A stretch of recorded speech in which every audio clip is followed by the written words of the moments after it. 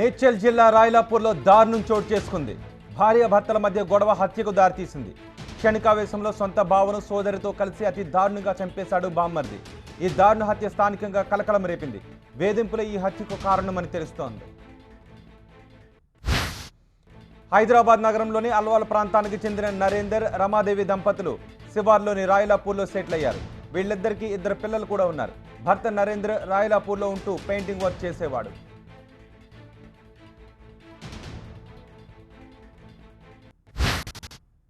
నరేందర్ మద్యానికి బానిసై భార్య రమాదేవిని వేధించేవాడు.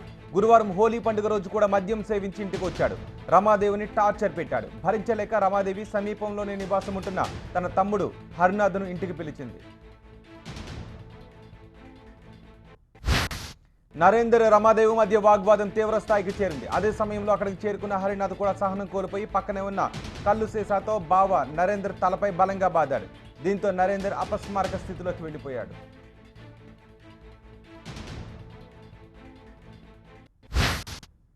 హత్య తర్వాత హరినాథ్ ఏమీ అరగినట్టు ఖాళీ సీసా తీసుకుని ఇంటికి వెళ్లిపోయాడు. స్థానికుల ద్వారా సమాచారం అందుకున్న పోలీసులు సంఘటనా స్థలానికి చేరుకుని కేసు నమోదు చేశారు. డెడ్ బాడీని ఆసుపత్రికి తరలించి పోస్టుమార్టం నిర్వహించారు.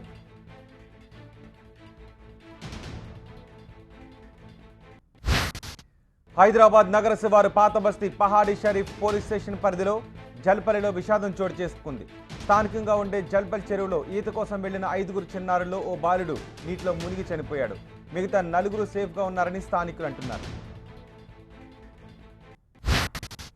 స్థానిక మిస్రిగంజ్కు చెందిన 5 చిన్నారులు ఈత కోసం జల్పల్ చెరువులోకి దిగినట్టుగా సమాచారం.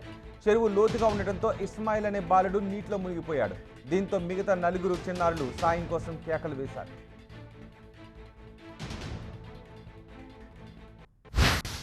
అప్పటికే బాలుడు ఇస్మాయిల్ నీటిలో మునిగిపోయి మృతి చెందాడు. డెడ్ బాడీ కోసం పోలీసులు గజ ఈతగాళ్లను రంగంలోకి దింపారు. చెరువు అంతా వెతికినా ఎక్కడా మృతదేహం లభించలేదు. చీకటి పడటంతో చేసేది లేక గజ ఈతగాళ్లు వెనుదిరిగారు.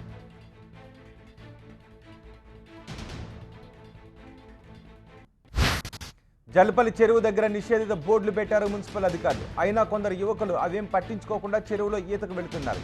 గురువారం హోలీ పండుగ సందర్భంగా చాలా మంది యువకులు చెరువులో ఈతకు వెళ్లినట్టుగా పోలీసులు గుర్తించారు.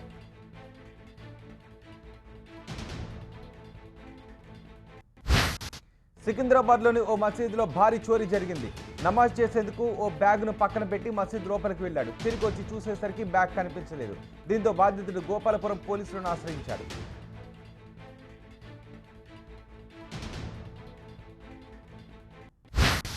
చెన్నైకి చెందిన మహమ్మద్ మిరాజ్ నమాజ్ కోసం సికింద్రాబాద్ రైల్వే స్టేషన్ సమీపంలో ఉన్న మసీదుకు వెళ్లాడు.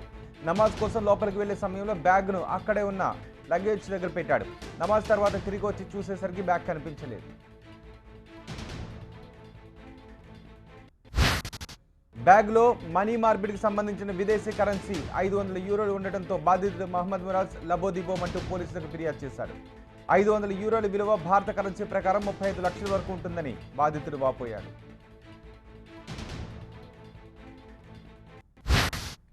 బాధితుడి ఫిర్యాదుతో పోలీసులు కేసు నమోదు చేసి దర్యాప్తు చేపట్టారు.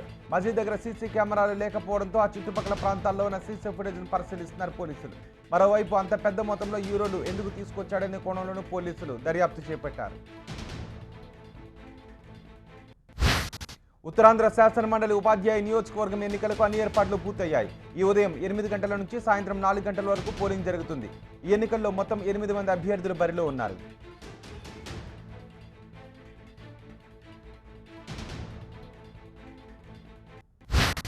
ఈ ఎన్నికల నిర్వహణకు శ్రీకాకుళం, విజయనగరం, విశాఖపట్నం జిల్లాల్లో మొత్తం 123 పోలింగ్ కేంద్రాలు ఏర్పాటు చేశారు.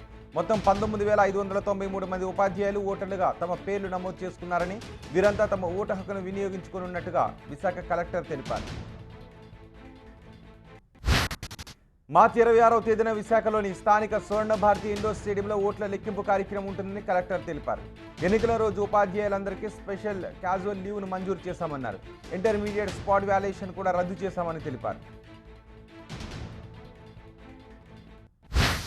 ఉద్యోగం ఇప్పిస్తానని పలువురిని మోసం చేసిన కేటుగాని సికింద్రాబాద్ రామ్గోపాల్పేట పోలీసులు అరెస్ట్ చేశారు.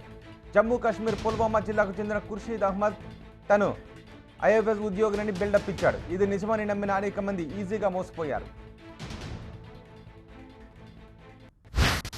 ఈ నెల 18వ తేదీన సికింద్రాబాద్లోని పీజీ రోడ్లో ఇడ్లీ బండి నడిపిస్తున్న సిద్ధార్థ రెడ్డికి ఉద్యోగం ఇప్పిస్తానని ₹1,00,000 ఒప్పందం కుదుర్చుకున్నాడు. ఒప్పందం ప్రకారం సిద్ధార్థ రెడ్డి దగ్గర నుంచి ₹40,000 తీసుకున్నాడు. మిగతా ₹60,000 ఉద్యోగం వచ్చిన తర్వాత ఇవ్వమని చెప్పి వెళ్ళిపోయాడు. మరుసటి రోజు సిద్ధార్థ రెడ్డి ఖుర్షీద్ అహ్మద్కు ఫోన్ చేయగా ఫోన్ స్విచ్ ఆఫ్ చేసి ఉంది. దీంతో అనుమానం వచ్చిన సిద్ధార్థ రెడ్డి రామ్గోపాల్పేట పోలీసులకు ఫిర్యాదు చేశాడు. కేసు నమోదు చేసిన పోలీసులు ఖుర్షీద్ అమృత హోటల్లో ఉన్నట్టుగా గుర్తించారు.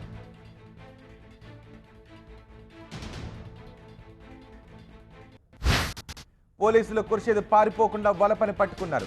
అన్ని కోణాలను విచారించడంతో అతను ఫేక్ ఐఎఫ్ఎస్ అని తేలింది. అతని వద్ద నుంచి ₹40,000 నగదుతో పాటు సెల్ ఫోన్, ఐఎఫ్ఎస్ నకిలీ కార్డు, ఐడి కార్డును స్వాధీనం చేసుకుని రిమాండ్కు తరలించినట్టుగా ఏసీపీ వేణుగోపాల్ రెడ్డి తెలిపారు. విశాఖలోని గీతం డీమ్డ్ యూనివర్సిటీ అచీవర్స్ డే విజయోత్సవ సభ ఘనంగా జరిగింది. దాదాపు 450కి పైగా ప్రముఖ జాతీయ అంతర్జాతీయ కంపెనీలలో ఉద్యోగాలు పొందిన గీతం విద్యార్థులను అభినందిస్తూ ఈ కార్యక్రమం ద్వారా ప్రశంసా పత్రాలను అందజేసింది గీతం వర్సిటీ మేనేజ్మెంట్. ఈ ఏడాది రికార్డు స్థాయిలో 2,200 మంది విద్యార్థులు ఎంఎన్సీ కంపెనీల్లో ఉద్యోగాలు సాధించినట్టుగా యూనివర్సిటీ వైస్ ఛాన్సలర్ శివరామకృష్ణ తెలిపారు. తమ మేనేజ్మెంట్ సిబ్బంది కలిసి విద్యార్థులను దేశం గర్వించే మానవ వనరులుగా తీర్చిదిద్దడమే లక్ష్యంగా పనిచేస్తున్నట్టుగా ఆయన చెప్పారు.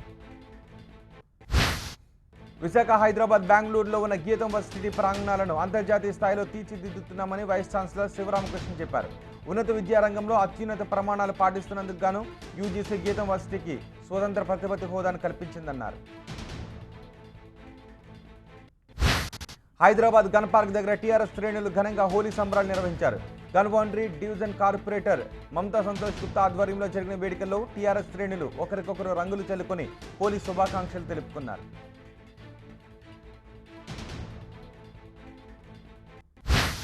తెలంగాణలో టీఆర్ఎస్ 16 ఎంపీ స్థానాలు గెలవాలని ఆకాంక్షిస్తూ అమరవీరులకు నివాళులర్పించారు. రాష్ట్రం మరింత అభివృద్ధి దిశలో నడవాలంటే ఎంపీలను గెలిపించుకోవాలని కార్పొరేటర్ మమతా గుప్తా తెలిపారు. రాష్ట్ర ప్రాజెక్టులకు జాతీయ హోదా తీసుకురావడం సులభమవుతుందని ఆమె ఆశాభావాన్ని వ్యక్తం చేశారు. తాళాలు వేసి ఉన్న ఇళ్లను టార్గెట్ చేస్తూ దొంగతనాలకు పాల్పడుతున్న 2 ఘరానా దొంగలను హైదరాబాద్లోని చాదర్ఘాట్ పోలీసులు అరెస్ట్ చేశారు. వారి దగ్గర నుంచి 14.5 తులాల బంగారు ఆభరణాలు, ₹20,000 నగదును స్వాధీనం చేసుకున్నారు. పశ్చిమ గోదావరి జిల్లా కొవ్వూరుకు చెందిన లగ్గంజాని వీరబాబు, అదే ప్రాంతానికి చెందిన రామకృష్ణ ఇద్దరు కలిసి ఇళ్ల తాళాల పగలగొట్టి చోరీలకు పాల్పడ్డారు. హైదరాబాద్తో పాటు పలు ప్రాంతాల్లో వీరిద్దరూ చోరీలకు పాల్పడినట్టు ఈ జోన్ డీసీపీ రమేష్ వెల్లడించారు. తాళం వేసి ఉన్న ఇళ్లను టార్గెట్ చేస్తూ దొంగతనాలకు పాల్పడడంలో వీళ్ళిద్దరు ఎక్స్పర్ట్స్ అని పోలీసులు తెలిపారు. హైదరాబాద్లోని చాదర్ఘాట్ పోలీస్ స్టేషన్ పరిధిలో ఇంటి తాళాలు పగలగొట్టి దోచుకు వెళ్లిన ఘటనపై పోలీసులు ఆధారాలు సేకరించి వీరిని పట్టుకున్నట్టు చెప్పారు. 2 తెలుగు రాష్ట్రాల్లో వీరబాబు, రామకృష్ణ అనేక ఇళ్లలో చోరీలకు పాల్పడ్డారు. తాళాలు పగలగొట్టే సమయంలో చుట్టుపక్కల ఉన్న ఇళ్లకు గొల్లెం పెట్టి దొంగతనాలు చేసేవారని పోలీసులు చెప్పారు. వీళ్ళిద్దరూ పాత నేరస్తులని, జైలుకి వెళ్లి వచ్చిన తీరు మారలేదన్నారు. నిందితులు వీరబాబు, రామకృష్ణులపై పీడీ యాక్ట్ ప్రయోగిస్తామని ఈ జోన్ డీసీపీ రమేష్ తెలిపారు. నిందితులు ఇద్దరిని రిమాండ్కు తరలిస్తున్నామన్నారు. హైదరాబాద్తో పాటు పలు చోట్ల జరిగిన అనేక చోరీల్లో వీరి ప్రమేయం ఉన్నట్టుగా చెప్పారు.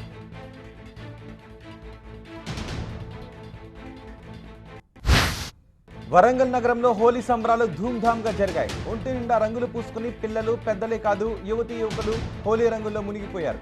ఈసారి వినూత్నంగా యువత తమ హోలీ సరదాను వృద్ధుల మధ్య జరుపుకున్నారు.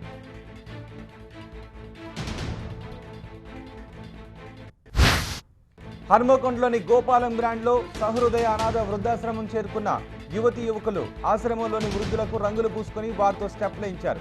డీజే పాటలకు కుర్రాళ్లతో పోటీపడి వృద్ధులు డాన్సులు చేశారు.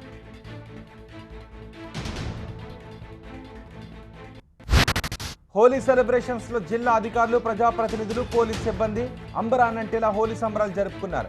అపార్ట్మెంట్స్, విల్లాల్లో సకుటుంబ సపరివారంగా హోలీ పండుగ జరుపుకున్నారు. హనుమకొండ, వరంగల్, కాజీపేటలో కలర్ఫుల్ గా జరిగాయి. హైదరాబాద్ ఎల్బీ నగర్లో హోలీ సంబరాలు జోరుగా సాగుతున్నాయి. పిల్లలు రంగులు చల్లుకుంటూ కాలనీలు కేరింతలు కొట్టారు. కుల మతాలకు అతీతంగా అందరూ సంతోషంగా రంగులు చల్లుకుంటూ సంబరాలు చేసుకుంటున్నారు. ఒకరినొకరు హోలీ శుభాకాంక్షలు తెలుపుకున్నారు.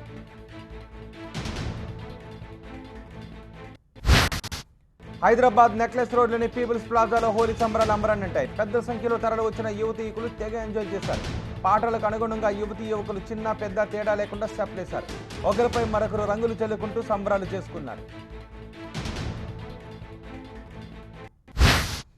ముఖ్యమంత్రి నారా చంద్రబాబు నాయుడు కుటుంబ సభ్యులు తిరుమల శ్రీవారిని దర్శించుకున్నారు.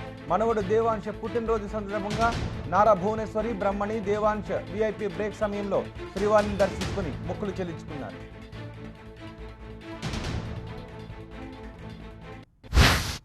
సీఎం కుటుంబ సభ్యులకు టీటీడీ అధికారులు అర్చకులు తీర్థ ప్రసాదాలు అందజేశారు. అనంతరం తిరుగొండ వెంగమాంబ భవనంలో భక్తులందరితో కలిసి ఉచిత అన్నదాన ప్రసాదాన్ని స్వీకరించారు. ఈ సందర్భంగా ఒక్కరోజు అన్న వితరణకు అయ్యే ఖర్చు 30 లక్షల రూపాయలను టీటీడీ ఎస్వి అన్నప్రసాదం ట్రస్ట్కు విరాళంగా ఇచ్చారు. తిరుమల నిర్వాసితులు పెద్ద ఎత్తున తెలుగుదేశం పార్టీలో చేరారు. తిరుపతి టీడీపీ అభ్యర్థి ఎమ్మెల్యే సుగుణమ్మ సమక్షంలో పార్టీ తీర్థం పుచ్చుకున్నారు. టీడీపీ తిరిగి అధికారంలోకి వస్తేనే పరిష్కారం దొరుకుతుందని ఆశాభావాన్ని వ్యక్తం చేశారు.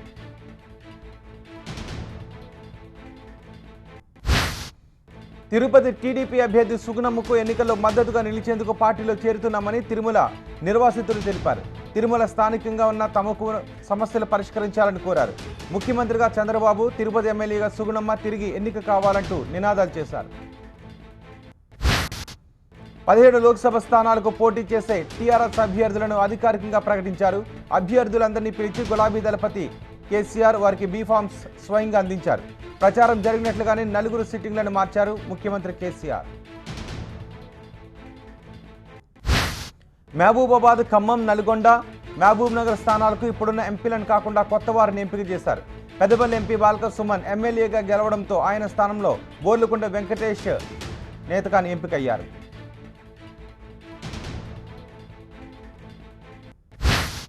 కరీంనగర్ స్థానానికి సిట్టింగ్ ఎంపీ వినోద్ కుమార్ పేరును కేసీఆర్ ప్రకటించారు.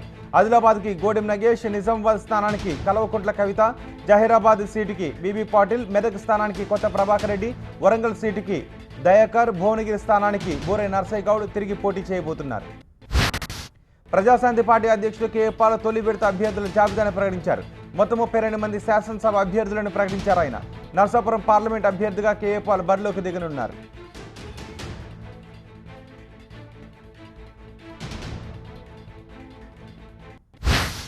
కొన్ని అనివార్య కారణాల వలన అన్ని స్థానాలకు పోటీ చేయడం లేదని కె పాల్ చెప్పారు. కేవలం 42 స్థానాల్లో మాత్రమే పోటీ చేస్తున్నట్టుగా తెలిపారు. ఇవాళ నర్సాపురం ఎంపీ అభ్యర్థిగా నామినేషన్ వేస్తున్నట్టుగా చెప్పారు.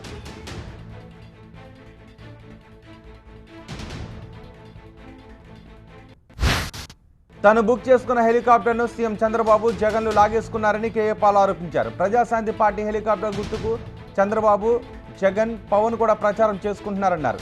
సైకిల్, ఫ్యాన్, గాజు గ్లాస్ 3 హెలికాప్టర్ ముందు ఎందుకు పనిచేయవని ఎద్దేవా చేశారు. టాలీవుడ్లో బూతు సినిమాల కల్చర్ రోజుకు పెరిగిపోతుంది. తాజాగా చీకటి గదిలో చిత కొట్టుడు అనే అడల్ట్ సినిమా విడుదలపై మహిళా సంఘాలు, విద్యార్థి సంఘాలు బగ్గుమంటున్నాయి. ఇలాంటి సినిమాల వల్ల యువతపై చెడు ప్రభావం పడుతుందని ఆగ్రహాన్ని వ్యక్తం చేస్తూ ఆందోళనకు దిగారు. విద్యార్థి మహిళా సంఘాలు సినిమా పోస్టర్లను చించేసి నిరసన వ్యక్తం చేశారు. సినిమాను వెంటనే నిలిపివేయాలని డిమాండ్ చేశారు. సామాజిక బాధ్యత లేకుండా దర్శకులు, నిర్మాతలు సినిమాలు తీస్తున్నారని మండిపడ్డారు మహిళా సంఘం నేతలు.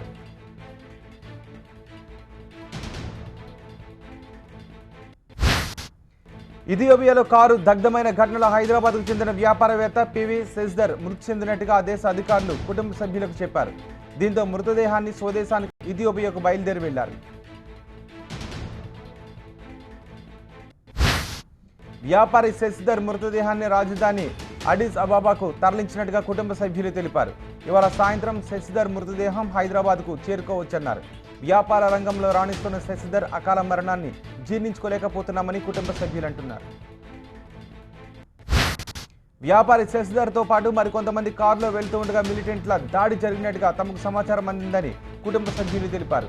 ఎవరు దాడి చేశారు అనే దానిపై అక్కడి అధికారులు సీసీ కెమెరాలతో పాటు వెనుక కారులో వస్తున్న వారిని విచారిస్తే తెలుస్తుందన్నారు.